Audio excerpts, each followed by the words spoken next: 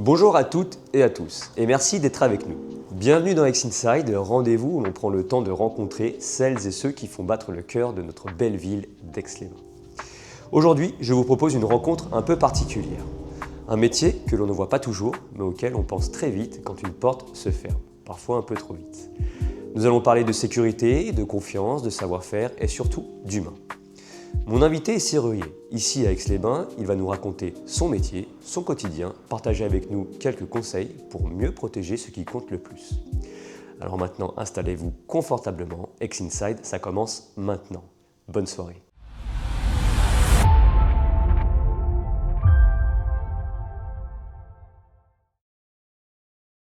Bonjour Mathieu. Bonjour, Comment vas-tu? Ouais, ça va très bien. Super. Est-ce que tu peux te présenter, dire qui tu es et depuis combien de temps tu es serrurier? Oui, bien sûr. Alors, moi, c'est Mathieu, gérant de l'entreprise Allobroche Serrure. Oui. Tout fraîchement âgé de mes 39 ans hier.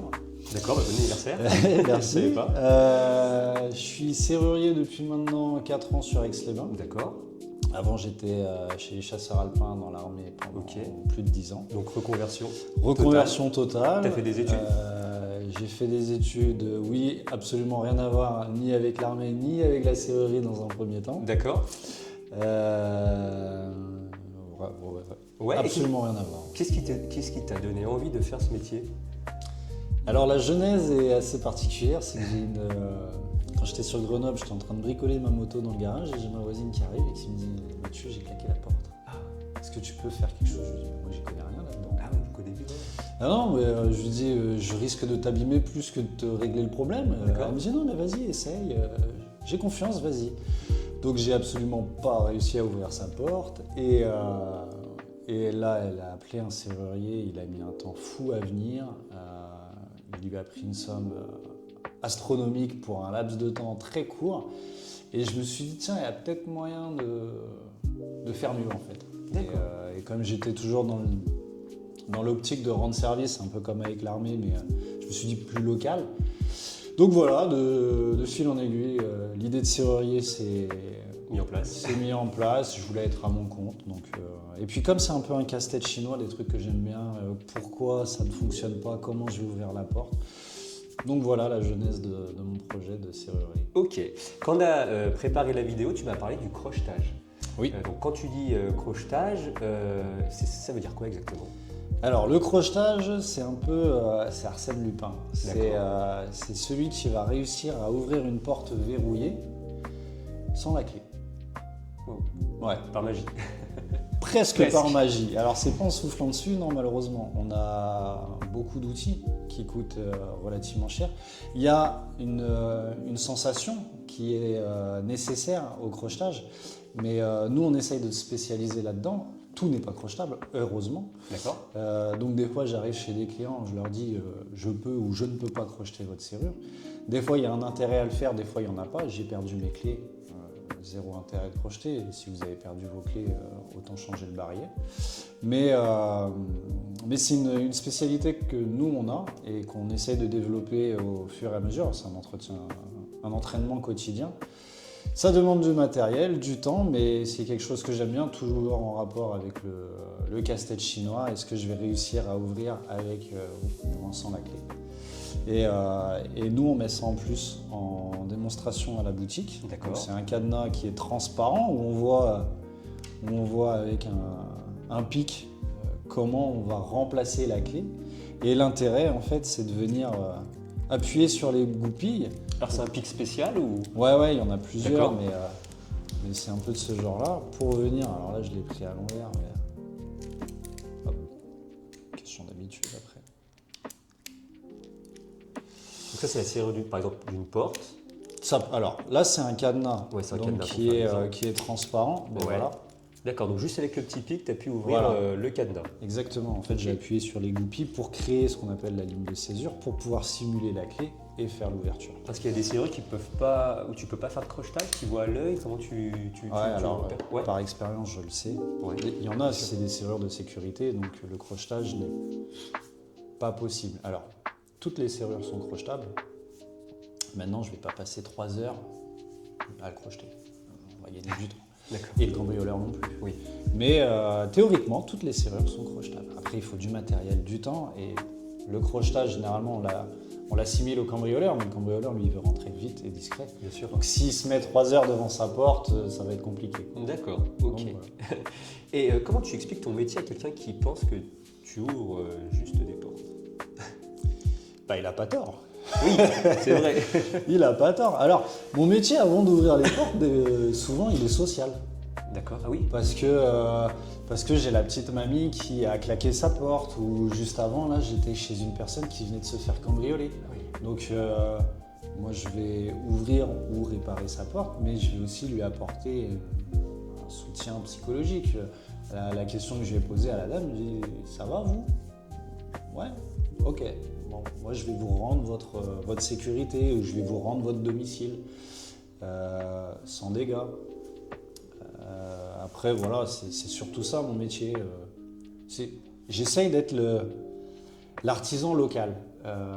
Celui que, avant, c'était le postier qui venait, alors comment ça va? Ouais. J'essaye d'avoir ce côté. Être à proximité Ouais. dans ton quartier, puis dans la ville. Exactement, ce côté humain. Mais si on devait faire du binaire, mon métier, c'est ouvrir la porte. Ok, donc c'est bien juste. À quoi ressemble une journée classique pour toi? Chaque jour ne se ressemble pas. Ah non, il n'y a aucune journée qui se ressemble, mais on va prendre l'exemple d'aujourd'hui, ça sera le plus parlant. Oui. Je passe à la boutique, je regarde un peu ce qu'on a à faire. Ce matin, j'étais avec un huissier de justice pour une expulsion, donc j'ai fait l'ouverture. Ensuite, j'ai été voir un dépannage chez des personnes âgées qui avaient un problème avec leur serrure. J'ai dépanné un confrère qui est menuisier, mais qui refait ses clés chez moi. Mise en sécurité suite à un cambriolage. Et puis on discute à la boutique sur comment va se dérouler la journée de demain. Ouais, après il y a plein de choses à faire. Tu peux refaire des clés, tu peux refaire des clés. Quand j'ai des temps morts, je m'entraîne pour le crochetage notamment, ou pour faire des ouvertures, parce que souvent les gens me disent vous êtes rapide. Ouais, mais c'est parce que j'y ai passé 2 heures, 3 heures sur ce type de serrure à la boutique. Avant. Exactement, oui, c'est ça. Ouais. Ok. Il y a quand même de la préparation avant d'intervenir. Ouais, clairement. Ouais. Qu'est-ce que les gens ignorent complètement sur ton métier? Peut-être ça du coup. Ouais, il y a beaucoup de préparation avant. Ouais, souvent les gens, mais je pense que c'est dans tous les métiers de l'artisanat en fait. Oui. On voit que les 10 derniers pourcents, mais les 90, tous les échecs, les erreurs, le temps passé à s'entraîner, c'est ce qu'on monétise. C'est souvent, ouais. Et les gens ne le voient pas, ça. Des fois, les gens me disent dites donc, vous êtes cher pour changer une serrure. C'était la semaine dernière, je lui dis mais vous avez réussi à tirer la poignée? Il me dit non. Je dis déjà, on commence par là, quoi. Bah oui, carrément. Moi, je sais faire, ça me prend que 5 ou 10 secondes. Mais vous ne saviez pas. Ouais, c'est sûr. Quelle est la plus grosse idée reçue sur les serruriers? On va parler de l'escroquerie parce que c'est... Ouais. Souvent, on dit le serrurier, c'est un escroc. À tort et à raison. Il y en a beaucoup. Qui en profitent? Ouais, qui profitent des situations d'urgence, mais que ce soit serrurier, plombier, tous les métiers d'urgence en fait. Donc c'est souvent l'assimilation que les gens font, serrurier, je vais me faire escroquer. D'accord. Alors que pas du tout, puisque comme je viens de le dire, souvent les gens en fait ce qu'ils payent c'est mon savoir-faire, et la serrurerie coûte cher, peut coûter cher. Mais si vous claquez votre porte ou si vous perdez vos clés, je suis le premier à dire à mes clients, en fonction de l'heure, attention, est-ce que vous avez un endroit à aller dormir?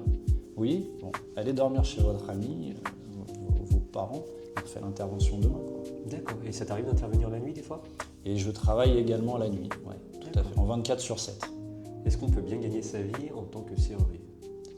Alors, on peut bien gagner sa vie, bien évidemment. Ma voiture personnelle date de plus de 10 ans. C'est pas du tout une Porsche. Donc on peut gagner sa vie, mais après ça dépend comment on veut mettre le curseur. J'ai voulu mettre sur la durée, donc j'ai un salaire qui est honorable, j'estime. Si on le rapporte au temps horaire passé, je suis smicard, mais oui, on peut, dans tous les métiers, on peut bien gagner sa vie. Après, j'ai la chance de m'épanouir dans ce métier. Ça, c'est j'estime que c'est une des plus grandes choses qu'on peut avoir. C'est sûr. On va revenir sur le crochetage. Quand as-tu appris le crochetage? Et pourquoi tu t'es spécialisé là-dedans? Alors, je me suis spécialisé là-dedans parce que je voulais comprendre déjà le fonctionnement d'une serrure et parce que mon intérêt, c'est de détruire le moins possible. Quand c'est pas nécessaire, on ne détruit pas. Et si je le fais, je gagne en réputation. Bien sûr. J'ai vu un serrurier qui m'a ouvert la porte avec des 3 pics. Ça lui a pris 5 minutes. Magnifique, quoi. Je t'ai dit, je veux faire ça. Ouais, c'était quelque chose qui me plaisait bien, un peu les casse-têtes chinois. Donc voilà pourquoi je me suis spécialisé. Comment je l'ai appris avec un confrère, en échangeant avec plusieurs confrères sur un réseau national. Les tips, comment tu fais, ça j'y arrive pas. Et en s'entraînant, quoi. En achetant du matériel, en le cassant. Comme tu fais, tu t'entraînais. Ouais, tout à fait. Alors ça, c'est très facile. Ça, c'est pour vraiment que les gens comprennent le fonctionnement d'une serrure. Et si jamais ils viennent à la boutique et qu'ils y arrivent, on leur offre une clé, une reproduction de clé. Ah ouais, d'accord. Donc c'est plus le côté ludique. Ok. Et dans quel cas le crochetage est-il préférable à une ouverture destructive? Je ne sais pas si vous pouvez ouvrir. Alors, pour du particulier, dans peu de situations. D'accord. Porte claquée, j'arrive pas à l'ouvrir avec une radio, mais je vois qu'il est crochetable, je vais le crocheter, comme ça j'abîme rien et puis tout le monde est content. Les portes de garage, elles sont assez simples à ouvrir avec le crochetage, donc si je peux éviter d'abîmer, c'est très bien, je le fais. Maintenant, dès qu'il y a une perte de clé, le crochetage il sert plus à grand chose en fait. C'est surtout pour le travail que j'ai avec les huissiers de justice, où là le crochetage est important, quoi. D'accord.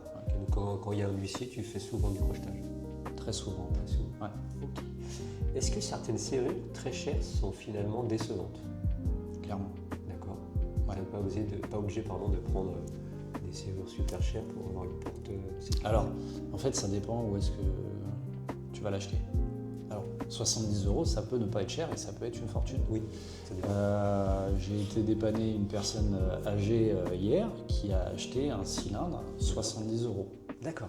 Ça peut ne pas être cher. Pour le coup, c'était une fortune. Pour ce que c'était vraiment très cher. Crochetable très facilement, il avait aucune spécificité qui permettait de justifier son prix, quoi. D'accord. Et la serrure était vraiment bien ou pour 70 € ou... Ah non, il y avait... Ouais, Alors, ça dépend de quoi on parle, puisque c'est serrure, barillet, poignée, il y a de la terminologie à prendre en compte. La serrure peut être bien, la marque de la voiture peut être bien, le moteur ne l'est pas. Donc la serrure peut être bien et le barillet ne peut pas être en corrélation avec la serrure. D'accord. Donc le prix peut être très cher. Et souvent, je prends l'exemple de l'imprimante, ça parle beaucoup plus aux gens, parce qu'on en a tous une chez soi. L'imprimante, généralement, elle ne coûte pas très cher, mais les cartouches, une fortune. Oui, c'est souvent ça. Ouais. Ok. Et c'est souvent ça avec le barillet. Des fois, le barillet ne coûte pas très cher, et puis quand vous voulez refaire un double de clé, c'est une somme astronomique. Ok. Donc pour moi, là, j'estime que le barillet, il vaut déjà trop cher, même s'il n'est qu'à 50 €, quoi. D'accord. Donc, c'est souvent le cas. Ouais. Et dans ton expérience, quelle est l'intervention la plus stressante de ta carrière? Est-ce que tu en as déjà eu? Alors, j'en ai eu, mais justement, avec mon passé de militaire, en fait, ça me permet de prendre du recul et de sortir du tube et de ne pas me précipiter pour ne pas faire les mauvais gestes. D'accord. Mais c'est souvent le client qui est stressé et moi qui suis là pour apaiser la chose. Le cas le plus compliqué, on va dire, c'est que la dame était sortie de chez elle. Ouais. Le couple était sorti de chez eux. Et la petite fille avait tourné la clé à l'intérieur, porte verrouillée. Et donc ils étaient dehors, et la petite fille dedans. Et elle n'arrivait plus à réouvrir la porte. D'accord. Donc ils m'ont appelé. J'ai eu deux fois le cas similaire, avec un gamin qui faisait la sieste. Les clients ferment la porte, et la serrure elle casse. Lui il dormait. Donc là c'était le coup de stress parce que petite fille, quoi. Petit garçon, petite fille. Ok. Pourquoi les gens trouvent-ils souvent les interventions trop chères? Parce qu'il y a des escrocs, clairement, il y a de l'escroquerie et la serrurerie peut coûter cher. Souvent, la serrurerie, l'horlogerie, c'est deux parallèles. C'est vraiment des petits engrenages, des petits mécanismes qui font que ça coûte très cher. Et comment on peut reconnaître une escroquerie? C'est là que c'est difficile. Ouais. C'est là que c'est compliqué. Très souvent, je dis à mes clients de m'envoyer des photos, des vidéos, je leur pose des questions pour essayer de cerner au mieux.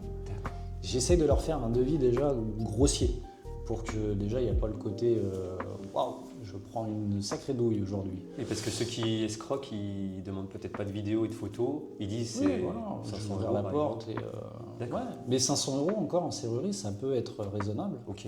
Comme ça ça peut peut, aller, ouais. comme ça peut être cher. Je crois que la plus grosse intervention que j'ai faite en urgence, on avoisinait les 1300 euros. Ah ouais. Ouais, D'accord. parce que je devais, donc j'ai facturé mon ouverture, Ouais. j'ai facturé le remplacement du mécanisme d'une porte blindée. D'accord. Parce que le client avait perdu toutes ses clés. Mais là, pour le coup, je lui ai dit, il m'avait appelé le soir, avec le réseau Exprime-toi d'ailleurs, sous D'accord. recommandation. Donc ça, c'est- Donc déjà, je lui ai annoncé un prix élevé, mais comme j'avais été recommandé par pas mal de personnes, il avait toute confiance en moi. Et en lui posant les questions, je lui ai dit, ouais, ça va vous coûter une fortune. Et du coup, il a dormi chez sa mère le soir.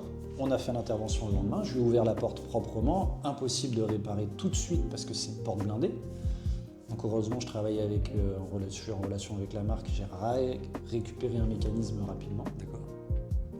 Mais il n'y avait pas de mauvaise surprise. Mais ça peut même aller plus cher. Ouais. Ça peut vraiment aller Ça plus peut cher. toucher 1500, 1000. Ouais. Après, il y a les clés, il y a le nombre de clés qu'il vous faut. Là, il avait perdu toutes ses clés, donc c'est toujours fourni avec 3, 4, voire 5 clés, mais il suffit qu'il y en a beaucoup plus. Ouais, ça peut valoir vite des fortunes. Parce que ça comprend quoi ce prix le déplacement surtout?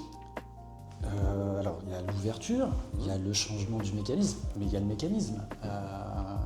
Des fois, ça peut être mon intervention qui coûte cher, mais des fois, ça peut être la pièce en elle-même qui coûte cher. Et j'ai pas le choix de mettre la même chose, parce que je vais pas changer la porte. Et oui, tu peux pas. Enfin, ouais, D'accord. ça peut- Donc c'est plus le matériel qui le peut matériel coûter, coûte très cher. Ouais. qui peut coûter cher. Ok.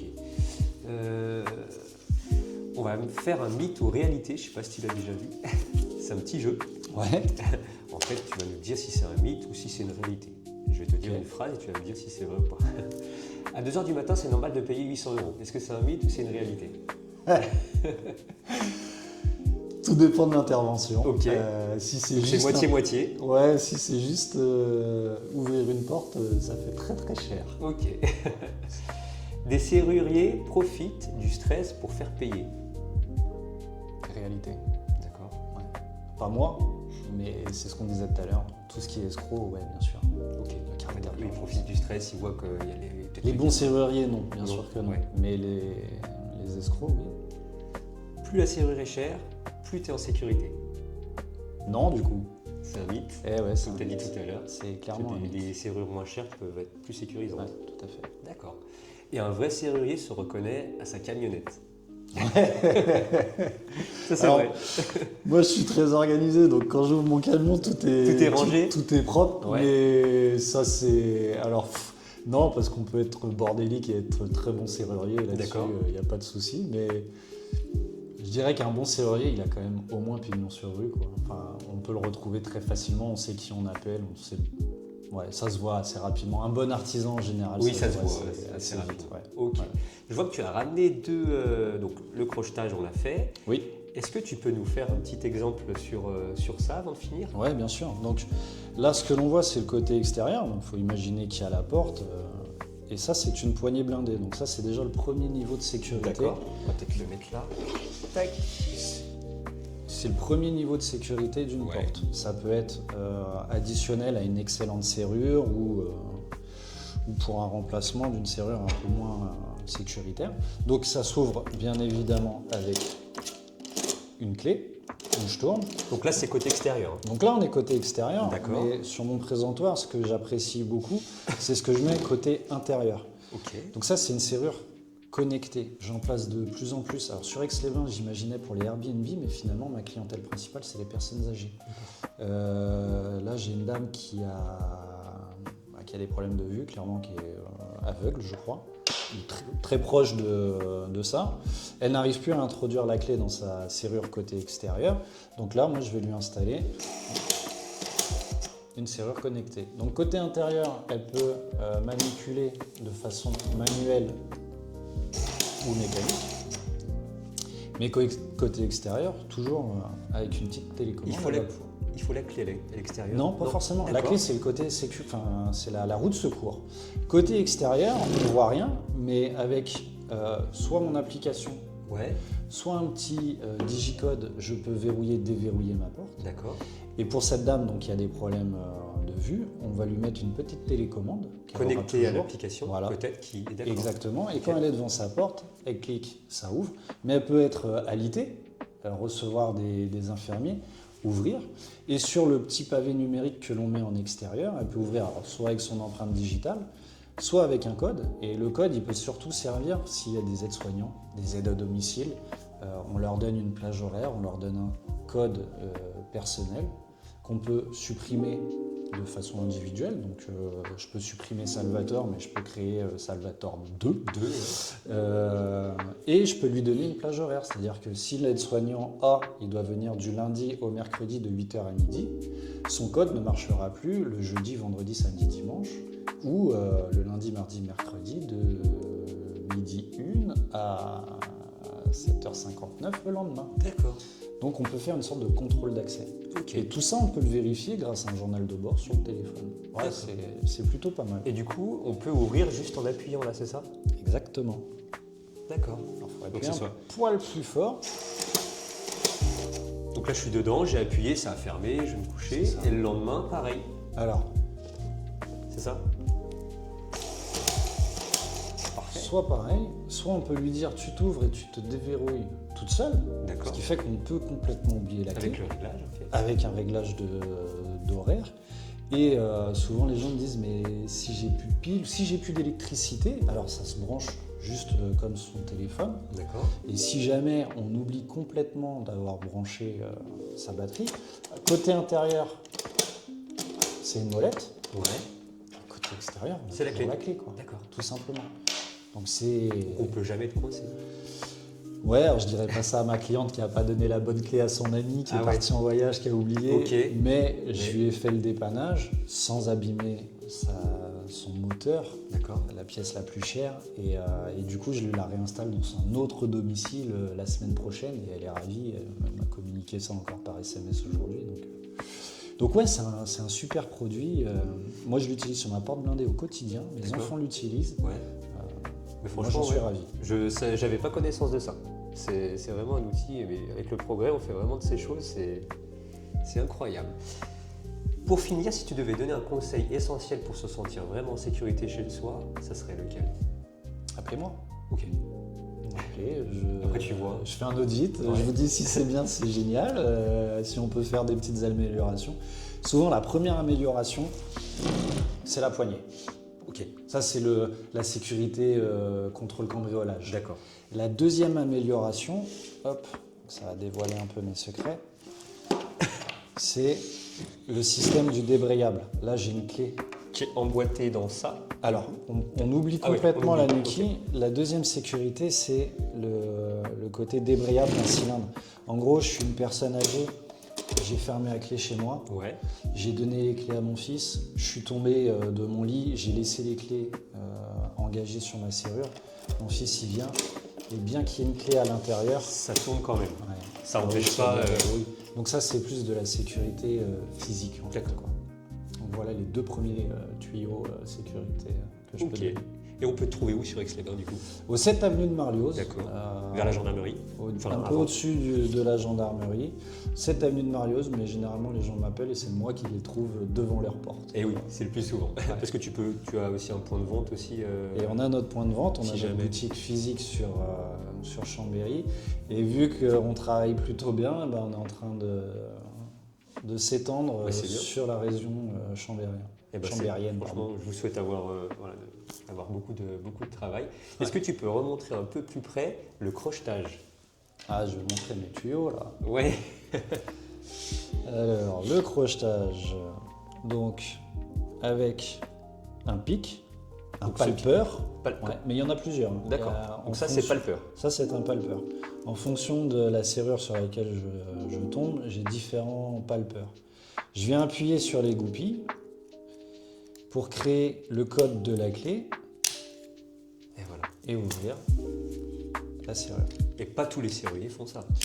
Rarement. Il y en a qui sont spécialisés. Il n'y en a pas beaucoup qui font ça. Bon, parce que ça demande du temps, ça demande de l'argent.